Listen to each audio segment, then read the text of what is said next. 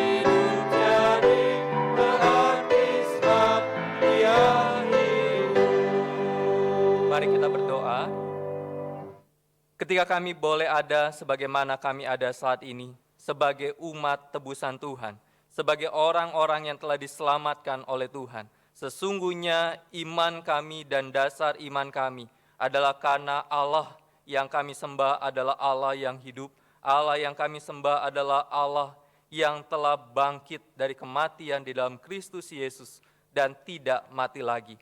Bapa, kami bersyukur kepadamu dan kami bersyukur untuk malam ini, kami boleh bersama-sama akan menaikkan doa-doa kami, belajar sebagai firman Tuhan, dan biarlah Allah sendiri yang beracara dan mengacara kepada setiap kami di rumah kami masing-masing. Terima kasih Bapa, di dalam nama Tuhan Yesus kami berdoa dan bersyukur. Amin.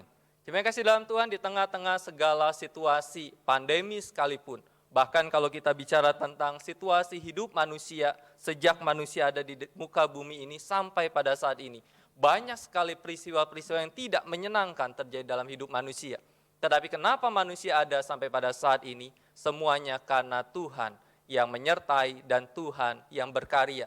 Karena Allah itu baik, Dia sungguh baik. Kita akan nyanyikan pujian ini, Allah itu baik.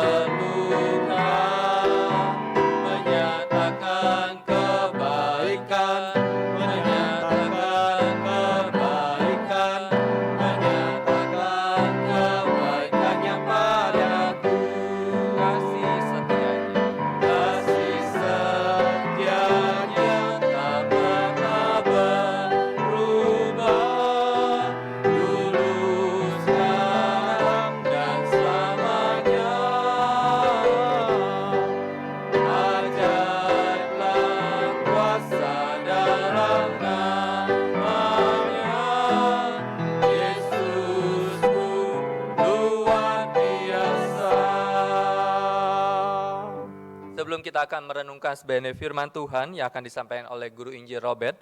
Kita akan bersama-sama menyiapkan hati kita dengan sebuah pujian, firman-Mu pelita bagi kakiku.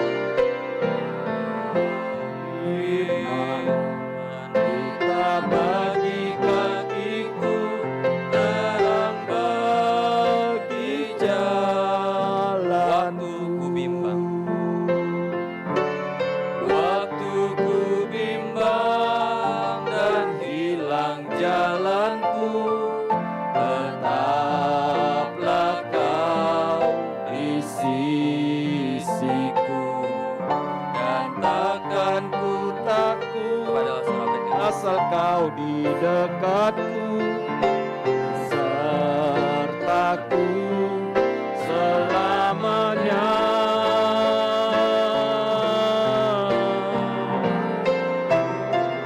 Firman-Mu kita bagi kakiku, terang bagi jalanku. Mari kita tundukkan kepala kita berdoa. Kami datang ke hadapan-Mu pada malam hari ini ya Tuhan. Kami bersama-sama akan membuka Alkitab dan kami sama-sama akan mempelajari kebenaran daripada firman-Mu.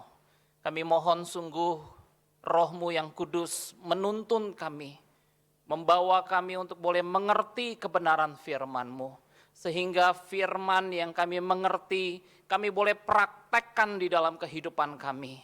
Tuhan pimpin kami di dalam kami membaca merenungkan firman-Mu. Tolong hamba-Mu yang menyampaikan dalam kelemahannya.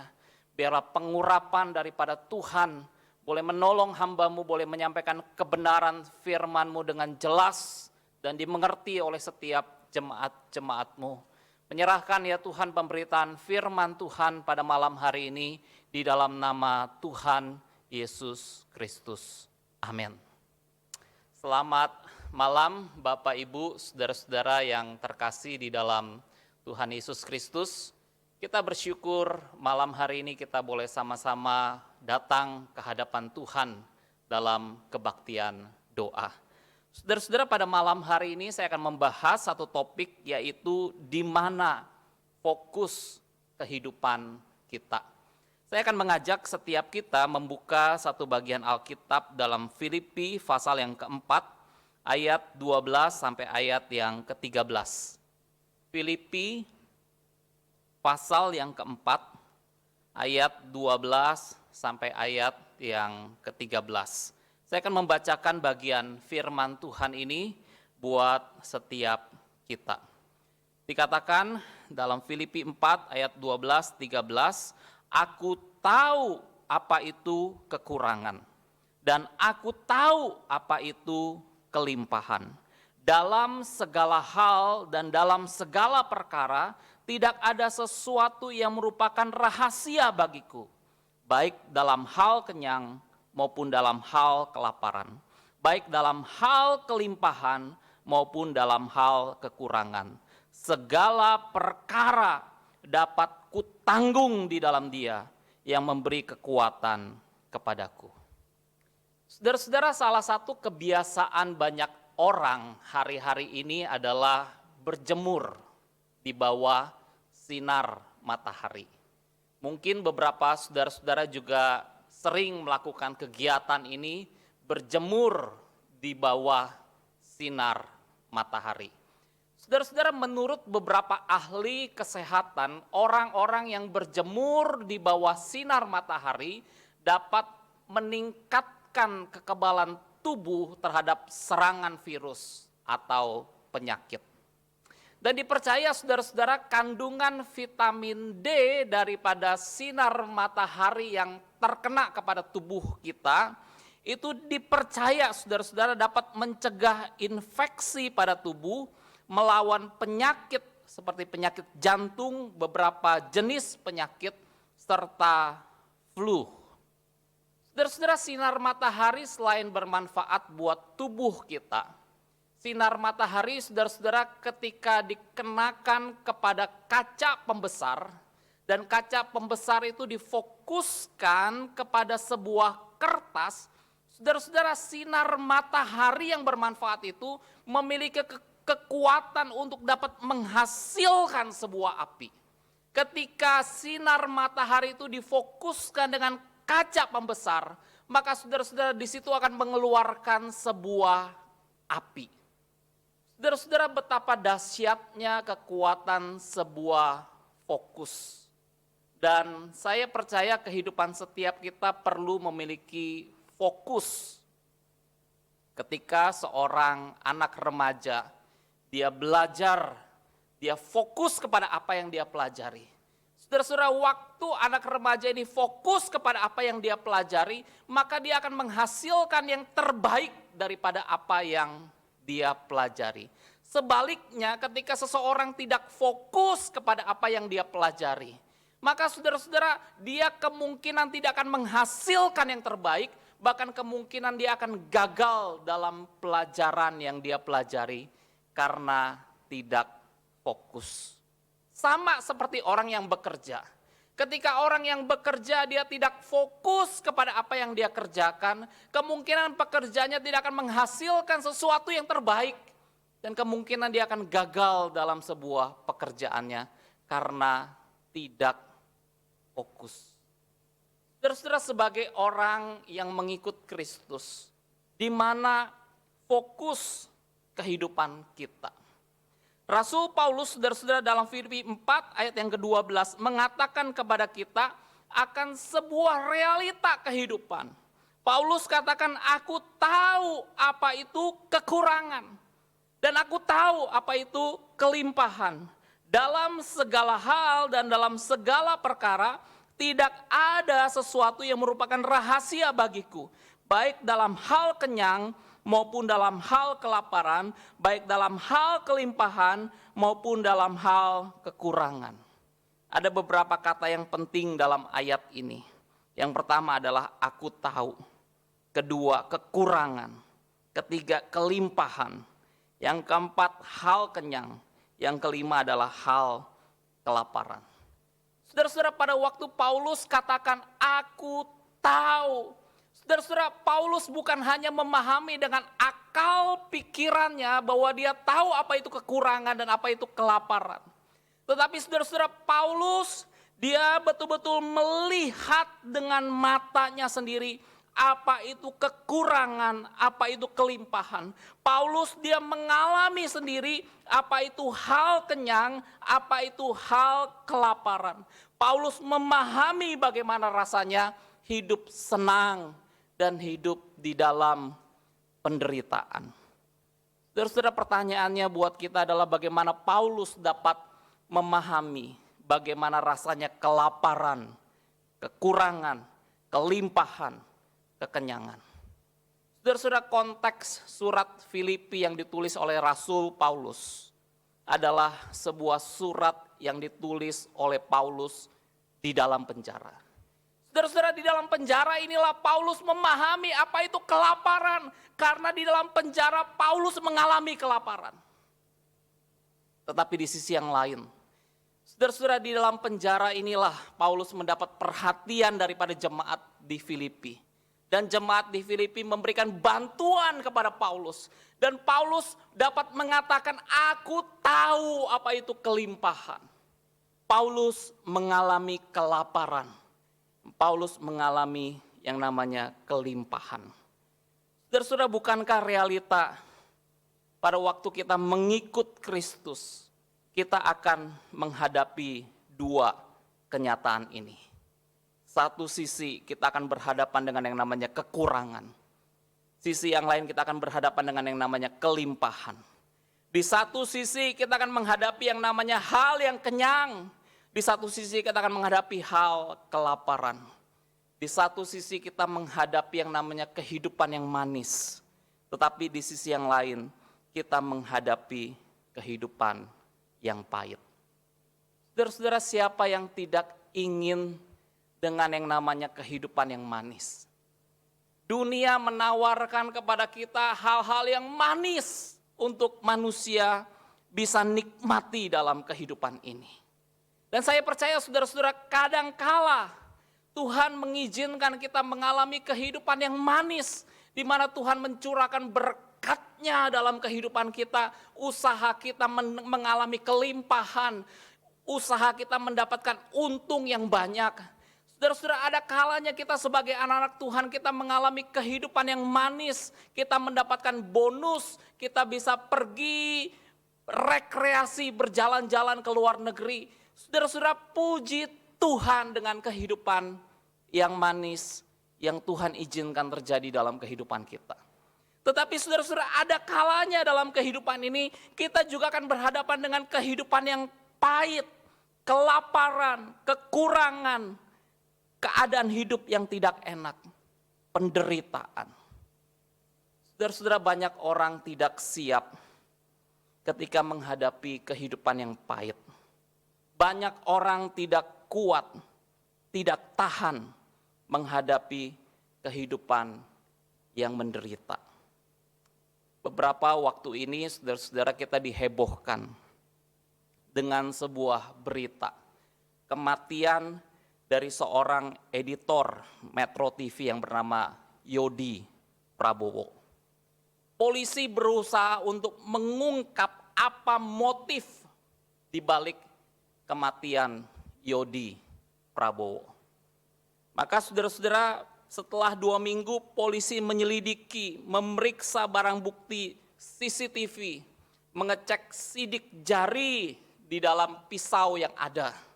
Dan polisi pada akhirnya menemukan dan menduga kuat bahwa Yodi Prabowo bunuh diri atau dia menghabiskan nyawanya sendiri.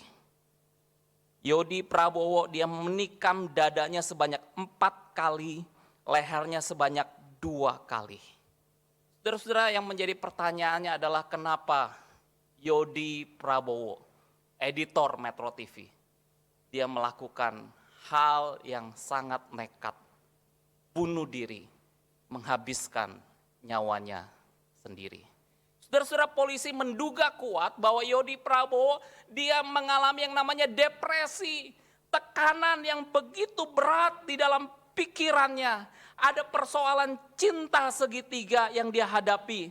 Dan kemudian dia diduga mengidap penyakit HIV. Dan kemudian dia mengkonsumsi obat jenis narkotika.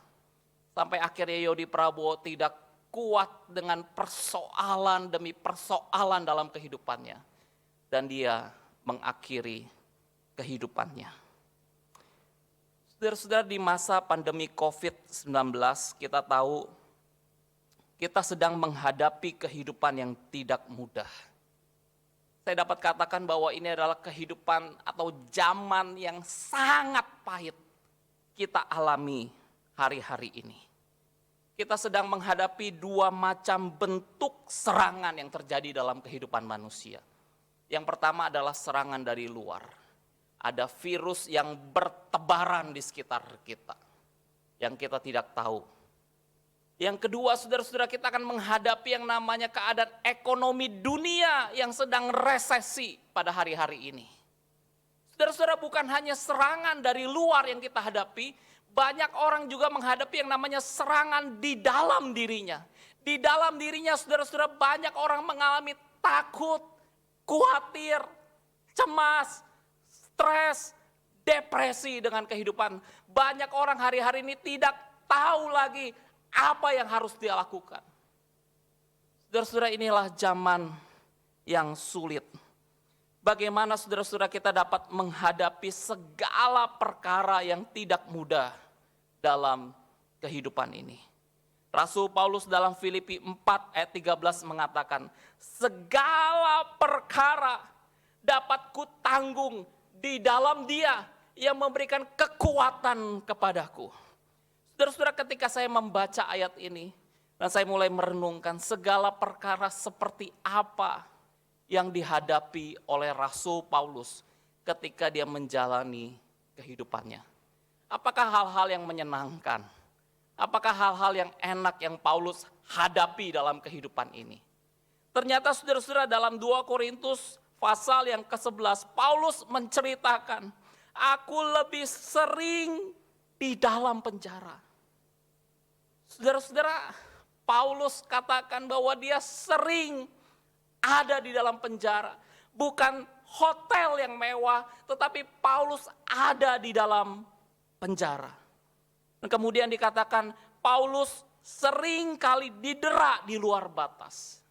Didera itu artinya saudara-saudara, Paulus itu digebukin di dalam penjara. Dipukulin di dalam penjara.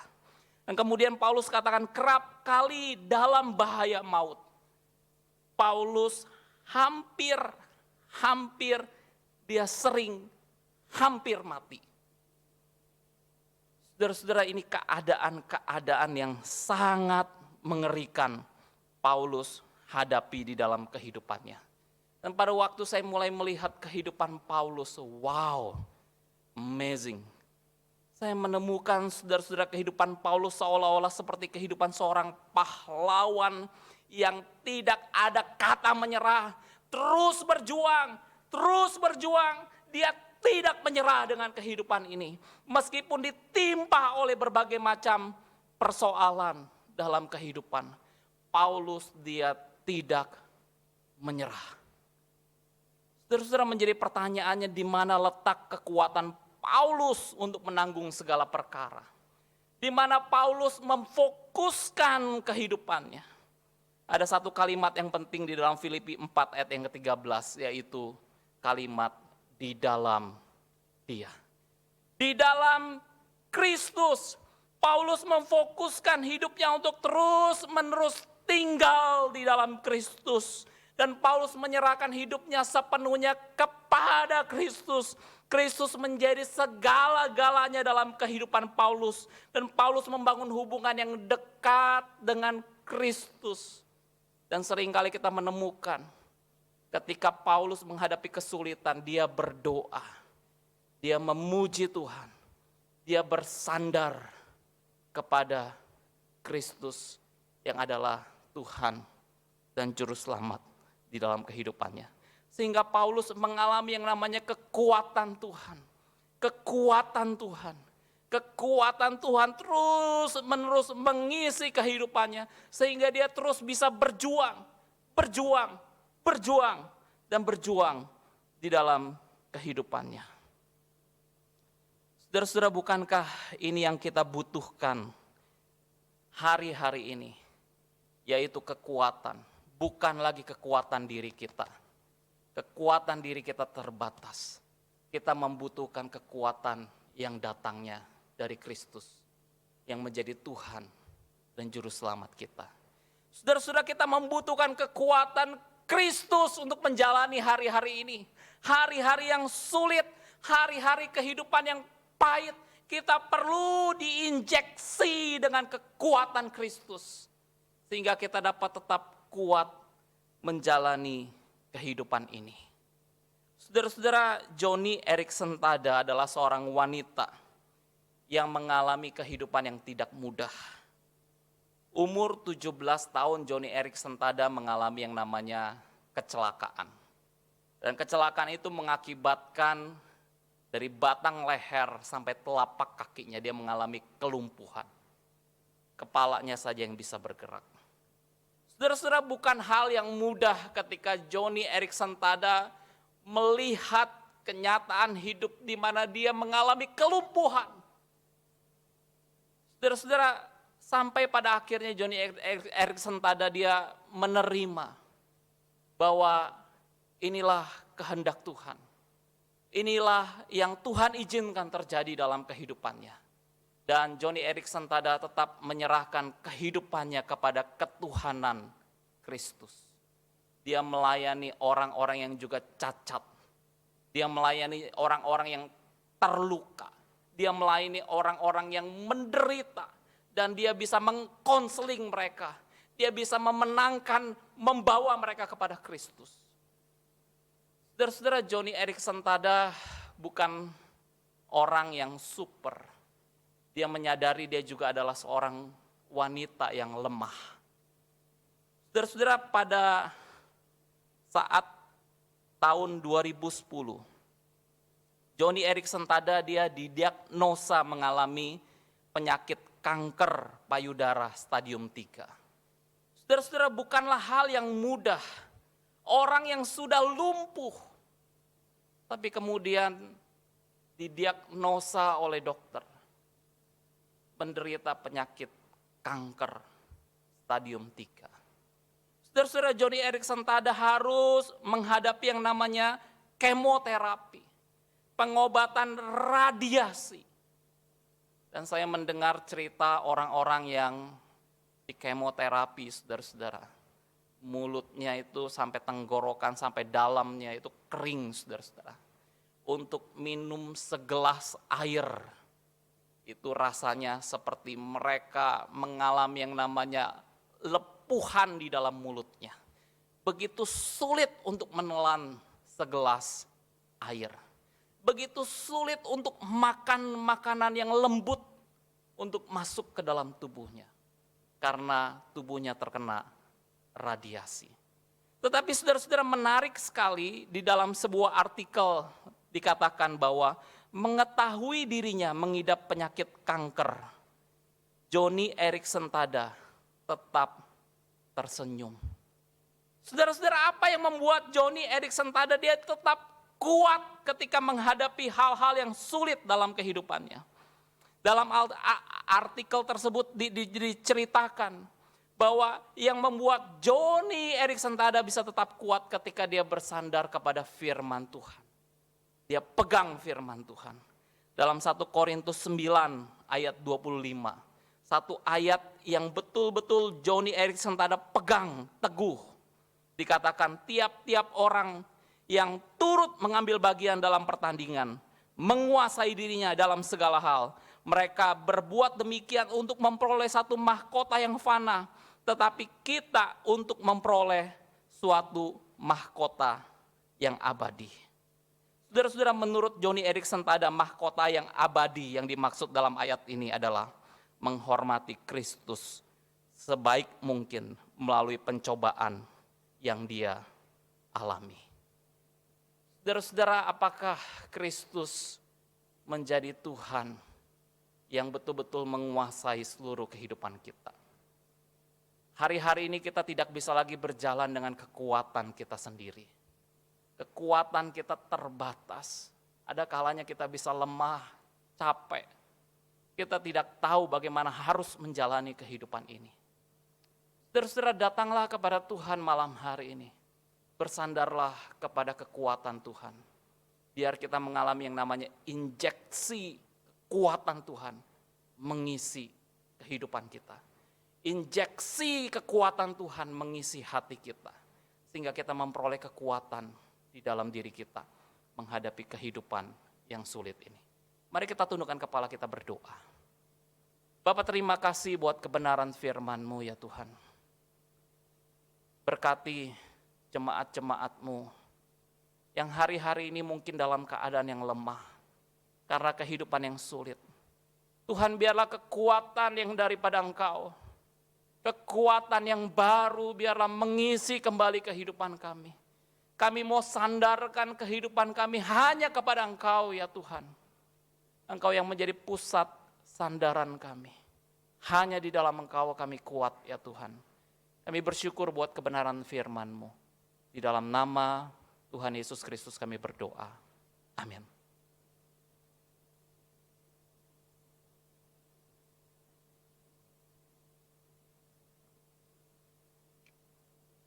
Saudara, kita sudah memasuki bulan Agustus.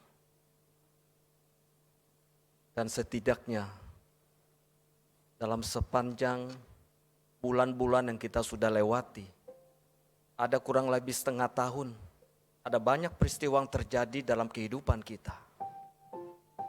Ada banyak masalah, ujian, cobaan yang terjadi, mungkin tidak terlalu sesuai dengan ekspektasi kita. Tetapi kalau Tuhan izinkan hal itu terjadi dalam hidup kita, kita mau berkata kepada Tuhan, Tuhan, saya mau ikut pimpinan-Mu. Malam hari ini sebelum kita berdoa bersama-sama, saya mengajak kita naikkan sebuah pujian KPPK. Yesus pimpin, aku mau ikut.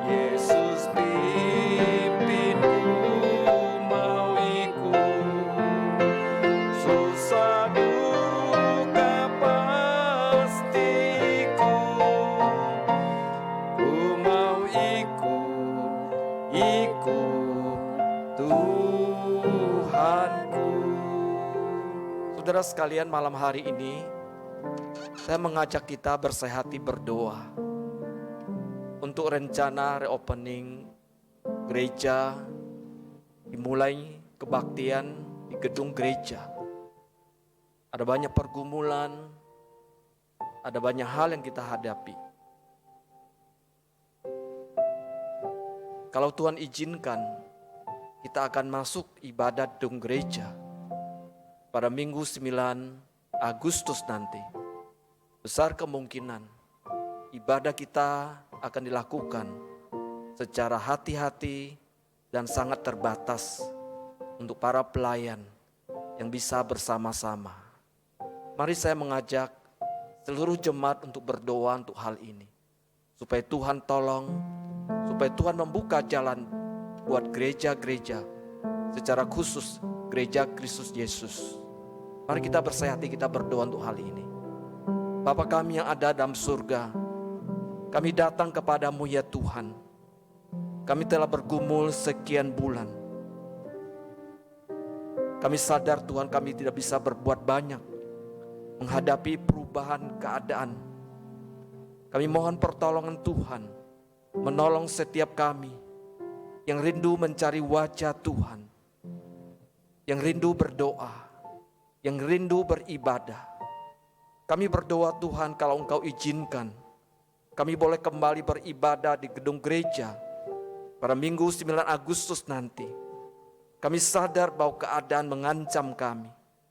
Kami berdoa supaya ibadah secara konvensional kami pun akan lakukan secara terbatas. Karena itu akan banyak jemaat akan berada di rumah. Mereka tetap boleh setia beribadah, mencari wajah-Mu ya Tuhan. Engkau menolong setiap kami Tuhan, seluruh gereja Kristus Yesus yang mengalami pergumulan yang sama, bahkan gereja Tuhan pada umumnya. Kami berdoa supaya Tuhan berbelas kasihan buat jemaat-Mu ya Tuhan. Kami berdoa menyerahkan hal ini ke dalam tangan Tuhan. Di dalam nama Tuhan Yesus kami berdoa. Amin.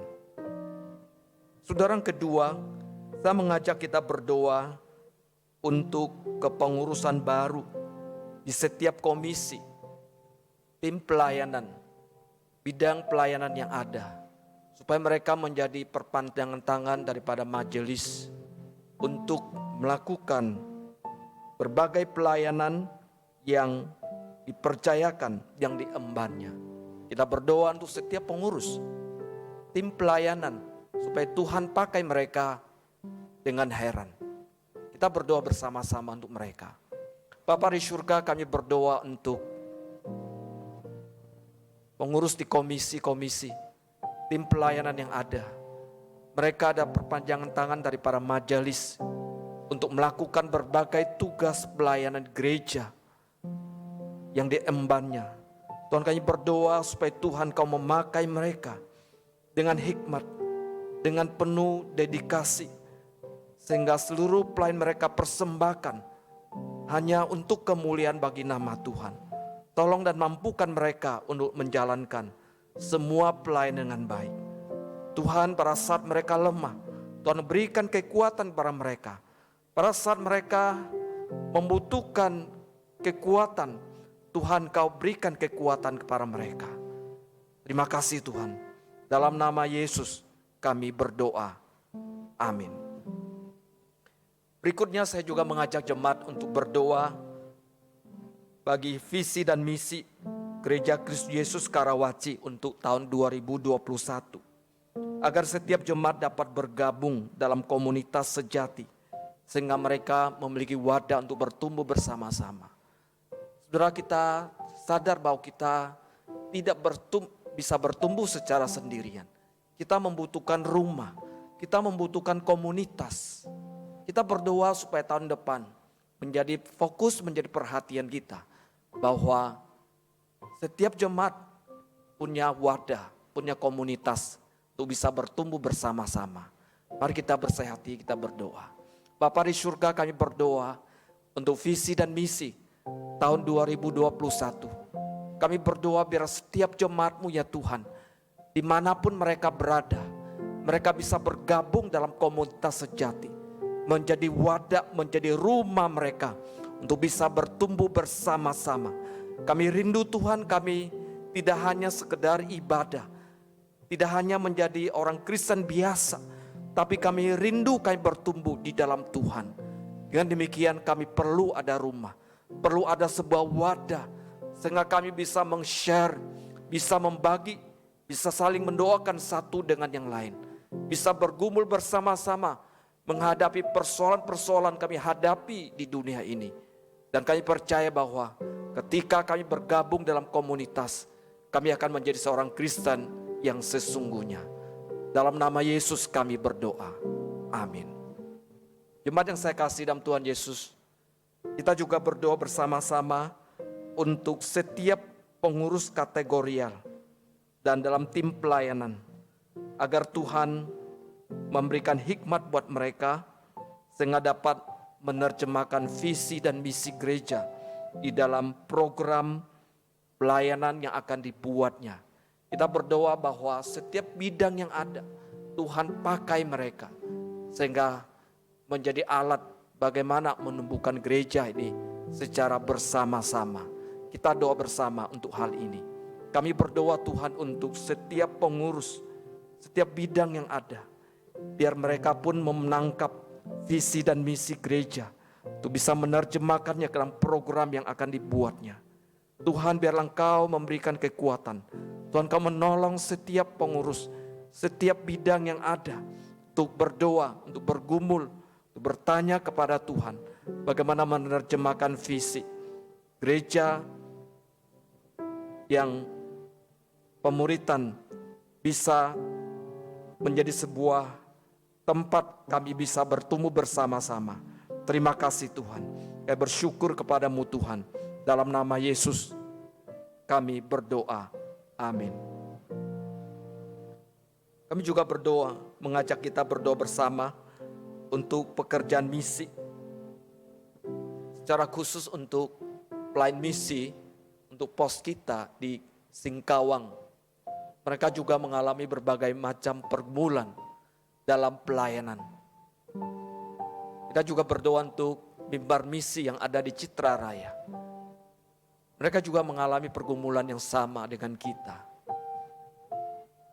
Tapi kita boleh berdoa untuk mereka, biar Tuhan memberikan kekuatan buat mereka menghadapi saat-saat yang sulit, sehingga mereka bisa tetap eksis dan tetap bisa bersandar kepada Tuhan.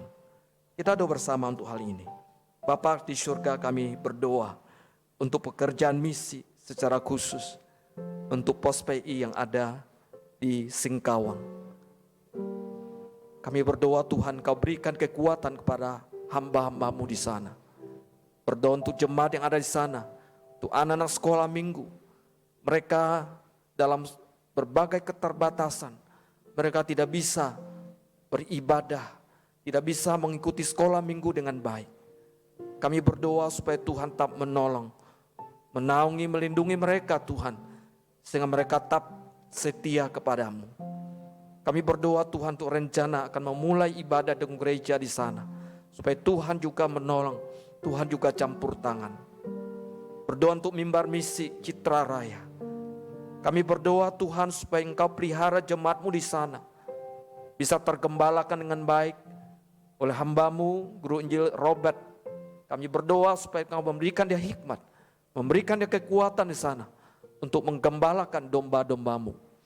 Terima kasih Tuhan, biar jemaatmu bertumbuh bersama-sama sehingga mereka dewasa di dalam Tuhan. Dalam nama Yesus kami berdoa. Amin. Saya juga mengajak kita doa bersama-sama untuk bulan Agustus. Akhir bulan ini kita akan ada sidang raya sinode. Kita doa bersama-sama. Sidang raya sinode untuk kali ini sedikit berbeda dengan tahun sebelumnya. Kita berdoa untuk sidang raya tahun ini yang dihadiri secara terbatas juga dan sebagian secara online. Kita berdoa supaya sidang raya sinode boleh menghasilkan sesuatu yang baik, yang bermanfaat, yang punya arah ke depan di dalam memajukan pekerjaan Tuhan di gereja Kristus Yesus. Kita doa bersama-sama untuk sidang raya ini. Bapa yang baik, kami berdoa untuk sidang raya pada akhir Agustus ini. Kami berdoa Tuhan supaya Engkau menolong setiap pemimpin-pemimpin yang ada. Kami berdoa supaya sidang raya yang secara terbatas dihadiri, diwakili oleh pemimpin-pemimpin yang ada. Tuhan, biarlah Engkau sertai, Engkau memberikan hikmat bagi mereka. Kami berdoa supaya sidang raya ini akan menghasilkan hal-hal yang baik, yang penting, yang bermanfaat, yang membawa gereja Kristus Yesus mengarah ke depan untuk lebih bertumbuh sesuai dengan apa yang Tuhan amanahkan kepada kami. Menjadi gereja yang mulia, gereja yang misioner. Terima kasih Tuhan. Dalam nama Yesus kami berdoa. Amin. Mari saya mengajak Bapak Ibu untuk datang kepada Tuhan. Menyerahkan segala pergumulan, masalah kita kepadanya. Kita berdoa biar Tuhan menolong kita. Tuhan memberikan kekuatan pada kita. Ada banyak persoalan dalam kehidupan kita. Terkadang kita tidak bisa meng-sharekan kepada seseorang. Kalau kita mengalami kesulitan itu, mari malam hari ini saya mengajak kita. Kita mau berdiri atau berlutut, atau tetap duduk, kita serahkan segala pergumulan kita kepadanya. Biarlah Dia yang tahu, Dia yang membuka jalan bagi kita. Dia yang tahu, Dia tempat sandaran bagi kita. Mari kita berdoa.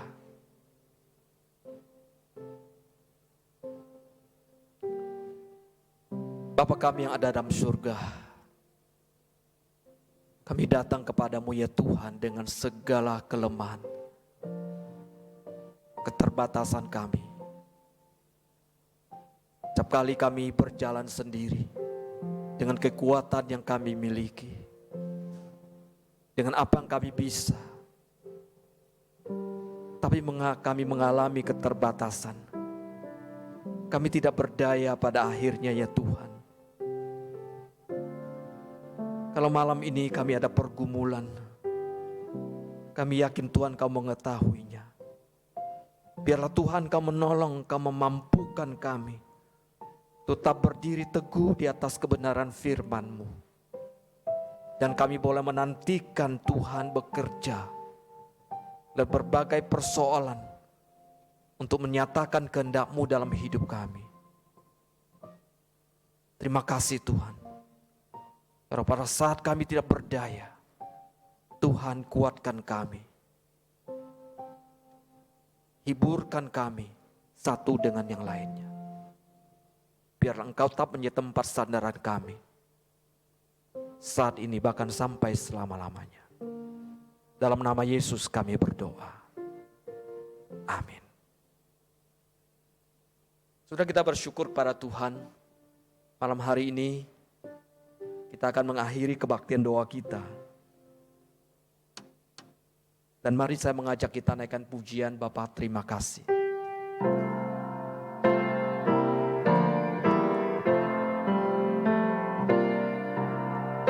Bapa terima kasih. Bapa terima kasih. Bapa di dalam surga, puji terima kasih. Amin. Di akhir kebaktian ini Tuhan, kami mengucap syukur kepadamu. Oleh karena Engkau berkarya di tengah-tengah kami. Dan kebenaran firman Tuhan. Engkau mengajar kami Tuhan untuk berfokus kepadamu. Di tengah berbagai pergumulan, masalah yang kami hadapi. Persoalan demi persoalan.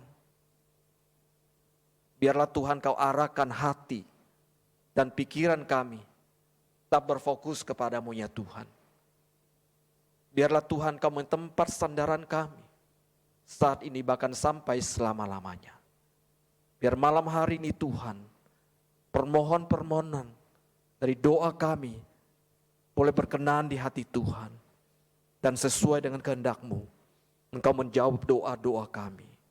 Engkau berkati seluruh jemaat dimanapun mereka berada. Tuhan teguhkan, Tuhan kuatkan mereka. Dan biarlah mereka selalu bersandar kepadamu. Di tengah pergumulan, masalah yang mereka hadapi. Di dalam nama Tuhan Yesus. Biar malam hari ini, kami boleh menerima berkat-berkat Tuhan di dalam kehidupan kami. Baik dalam keluarga dan pekerjaan, dalam segala yang kami lakukan. Karena anugerah dan kemurahan dari Tuhan kami Yesus Kristus, cinta kasih daripada Allah, persekutuan, penghiburan, pimpin penyertaan Roh Kudus, menyertai hidup saudara, mulai saat ini, bahkan sampai selama-lamanya. Amin. Saudara sekalian, kebaktian doa kita sampai di sini. Saat teduh, Tuhan Yesus memberkati. Amin.